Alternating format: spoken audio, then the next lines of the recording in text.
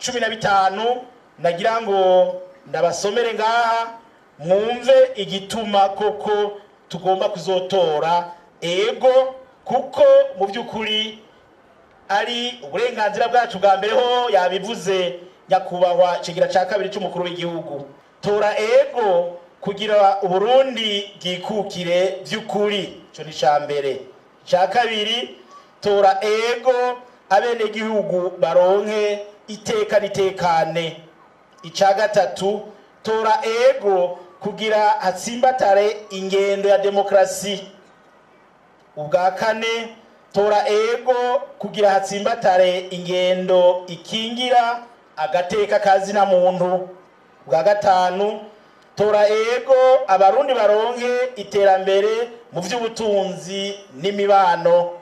Ubwa gatandatu, tora ego Uburundi bugira amahoro n'umutekano.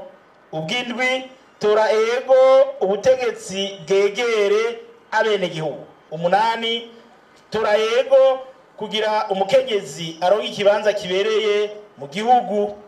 9, tora ego kugira urwaruka ruronka ikibanza mu migambi yose y'igihugu. 10, tora ego kugira inzego z'igihugu zitsimbatare kwa kugwanya akajagari twavuga mu by'intwaro. 11, tora ego kugira inzego zashizweho biciye mu matora zirame. Ubwi 12, tora ego kugira abarundi babandanye bunza urunani. 13, tora ego kugira habe akazoza keza kubariho ubu hamwe n'abazovuka. 14, tora ego kugira Uburundi bwisange mu karere no mu makungu. Niyangingo nababwira itatworohereza mu vyerekeye aka karere ka Afrika y'ubuseruko turimwo.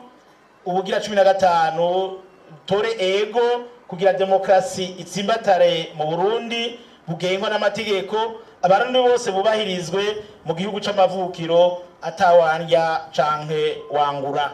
Tuzashiriza barabesha tuzobashiriza